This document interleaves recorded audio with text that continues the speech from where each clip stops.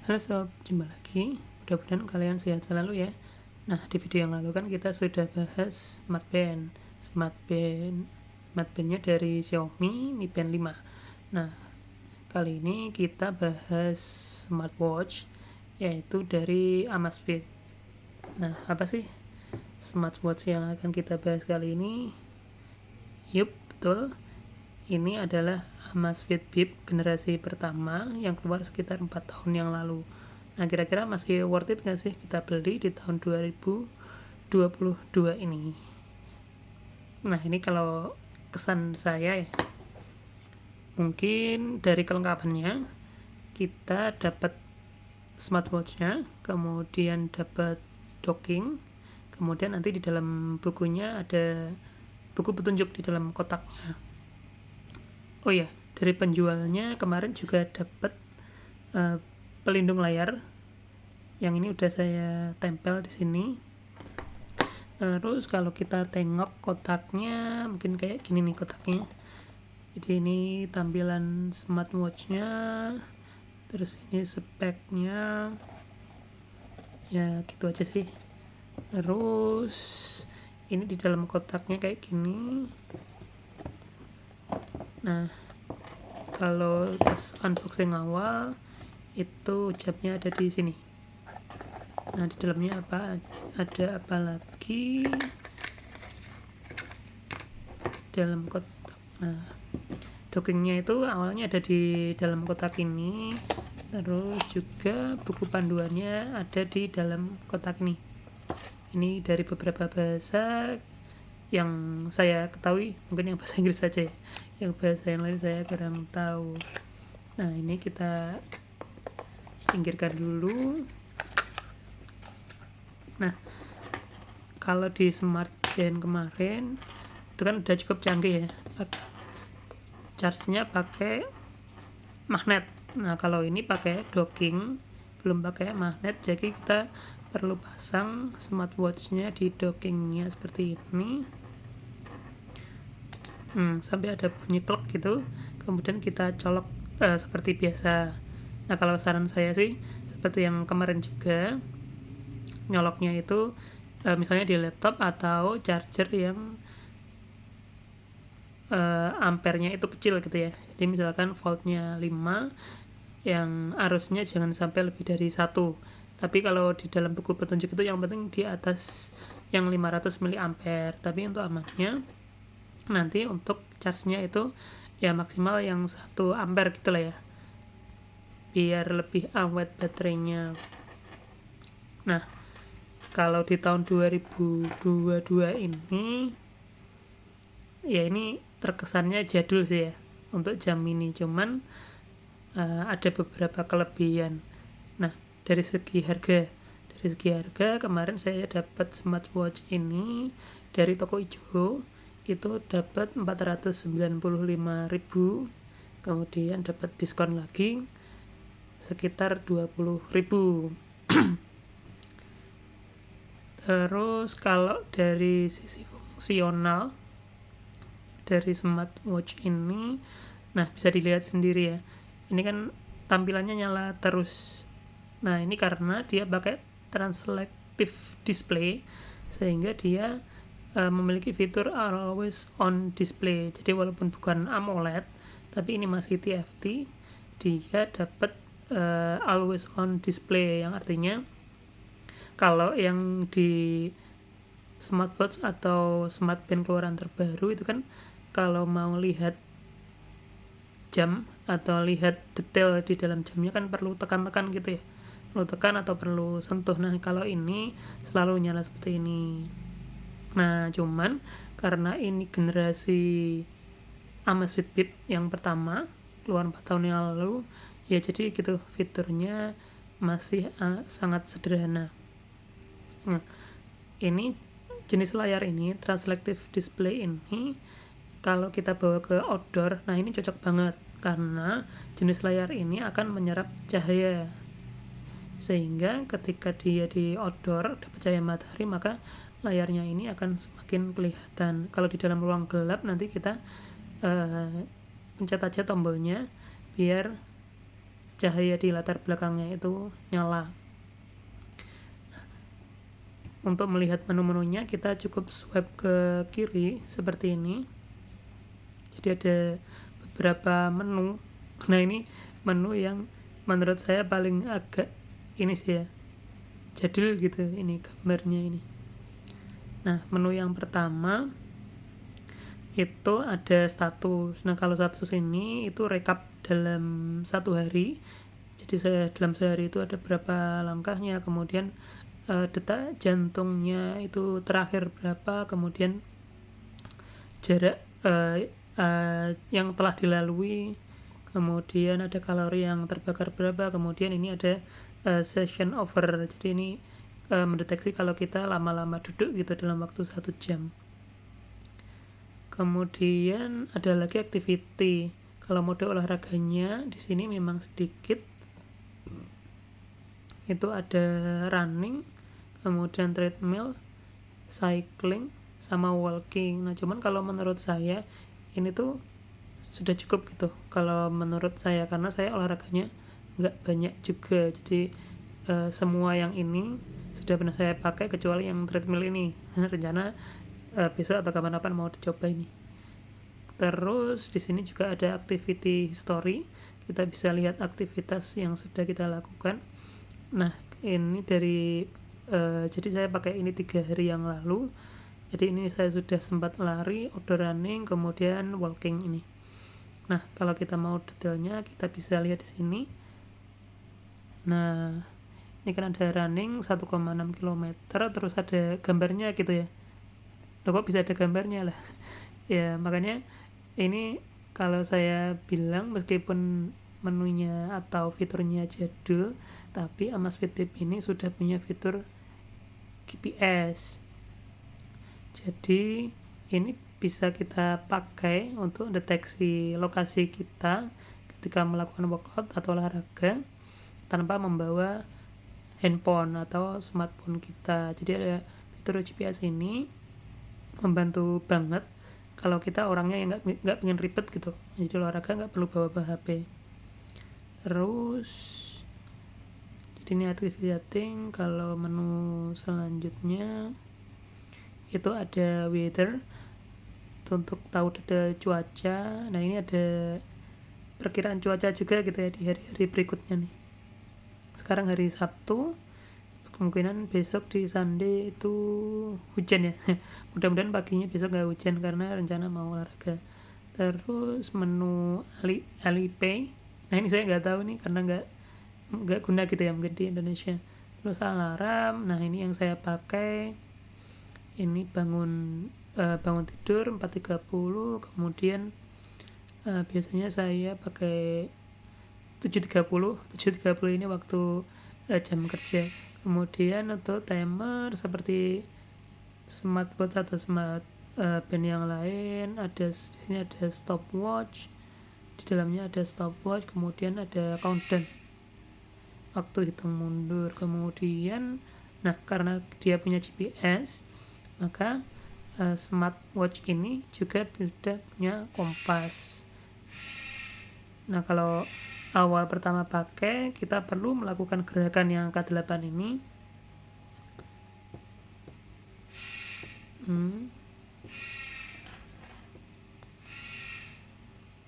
Masih belum ya, coba agak jauhan lagi.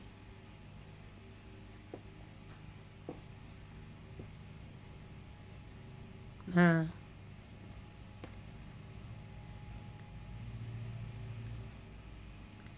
belum.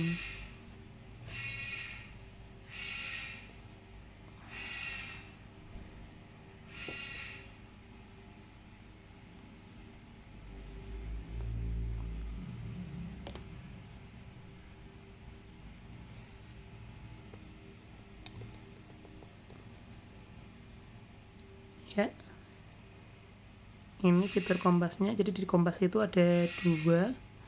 Yang satu itu penunjuk arah itu sendiri, kemudian yang satu itu ada juga pressure, tekanan udara, kemudian ini ketinggian, altitude dari permukaan air laut. Kemudian yang ini ada koordinat itu, ada koordinat.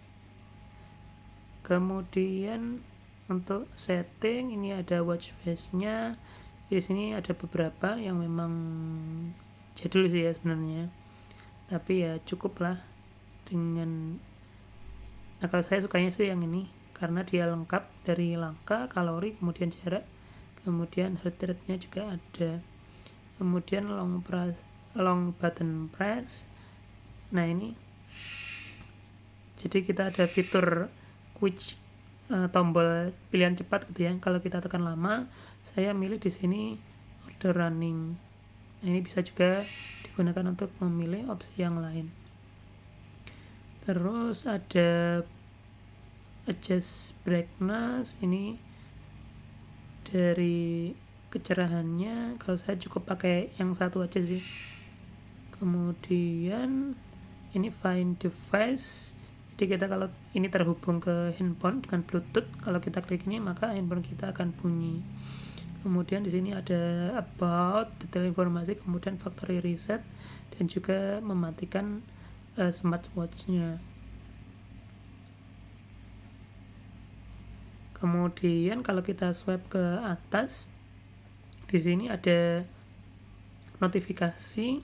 Kalau kita nyalain fitur notifikasi misalkan WhatsApp, nanti kalau ada pesan masuk akan terkirim atau ternotifikasi melalui smartwatch ini. Kemudian kalau kita swipe ke bawah, di sini ada DND, do not disturb. Jadi ini saya nyalain otomatis, bisa juga dimatiin. Nah kalau mau dinyalain dia ada mode auto atau now gitu. Jadi, kalau auto itu ketika dipakai dia mati, kemudian nyala di endingnya ketika smartwatch-nya mendeteksi kita sudah tidur gitu. Jadi saya milih mode yang auto. Kemudian dari segi fitur itu masih banyak yang kurang sih ya.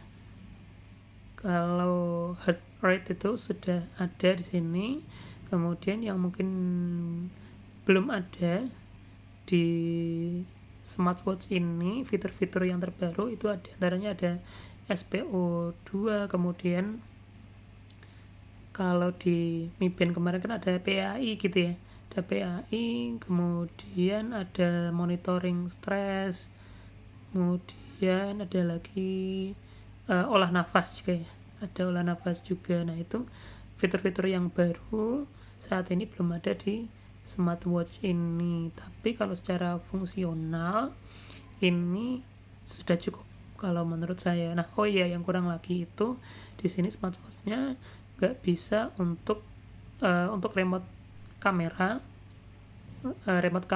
HP, jadi kita nggak bisa foto selfie dengan kontrol smartwatch ini. Kemudian juga nggak ada kontrol pemutar musik, jadi kita nggak bisa juga kontrol putar musik di HP melalui smartwatch ini. Nah tapi keunggulannya tadi itu ada GPS-nya. Terus selain itu ini baterainya tahan banget ini. Jadi ini sekarang tanggal 12 pukul 7.42, kemarin saya charge penuh sampai 100% itu tanggal 9 pukul 10 malam. Jadi ini udah jalan hari ketiga dan posisi baterai masih 86%. Jadi bagi kalian yang menginginkan smartwatch dengan budget yang enggak terlalu mahal, sekitar 500-an ribu, kemudian ada GPS-nya, tapi fitur-fitur yang terbatas tadi, kemudian tapi baterainya itu tahan lama gitu ya. Kalau saya sendiri tipe orang yang males ngecharge, jadi kalau yang Mi Band 5 kemarin itu kan habis dalam waktu 4-5 hari, jadinya itu saya kasih ke istri saya, terus saya beli smartwatch yang lain yang baterainya lebih tahan lama, yang tidak suka ngecharge, karena saya agak ribet juga kalau ngecas setiap waktu. Terus apalagi ya, kalau kesan pertama sih cukup mudah menggunakan smartwatch ini karena fiturnya terbatas. Kemudian kalau dari activity yang saya keluhkan itu GPS tadi itu, GPS-nya untuk connect itu agak lama. Jadi ini ketika kita pilih activity itu kan dia langsung milih GPS-nya gitu ya, aktifin GPS-nya untuk menentukan lokasi. Nah ini untuk kunci lokasinya ini perlu waktu, dan kalau di sini peringatannya itu signal is better in the open area, artinya ini GPS-nya akan cepat ketemu kalau kita ada di ruangan terbuka. Nah pada saat pemakaian pertama itu ada 1 menit saya tunggu belum ada juga, tapi yang setelah itu nggak ada 1 menit ketika saya di ruang terbuka ini langsung dapat GPS-nya atau lokasinya sudah dapat, terus dapat melakukan aktivitas. Oh iya, kalau di smart band yang kemarin ketika kita activity itu nggak bisa deteksi kalau kita misalkan berhenti gitu ya, berhenti. Nah waktunya sama itunya jalan terus sama perhitungannya itu. Nah kalau smartwatch ini ketika misalkan outdoor running terus kita posisi stuck gitu ya, nggak berhenti, nggak kemana-mana, maka dia akan ada notif suspend gitu. Jadi nanti dia akan sifatnya pause, waktunya berhenti, kemudian ada kita suruh memilih melanjutkan atau untuk berhenti melakukan workout atau aktivitas ini ya. Sementara itu dulu. Jadi kesan selama 3 hari ini kalau menurut saya cukup worth it dengan harga 500 ribuan dengan beberapa kelebihan dan kekurangan yang tadi itu. Kalau dari ketahanan kena air, dibuat buat wudhu atau mandi mungkin pasti bisa ya, tapi kalau dibuat berenang lebih baik jangan, karena kalau di beberapa review di YouTube sepertinya itu nggak bisa kena tekanan air yang berat gitu ya. Jadi ini sudah cukup aman kalau kena cipratan air karena sudah ada sertifikat IP68 nya ya. Itu dulu yang bisa diulas, mudah-mudahan ini awet ya. Kalau kalian pingin belanja atau beli smartwatch ini, nanti linknya saya taruh di kolom deskripsi. Yuk, terima kasih, semoga bermanfaat.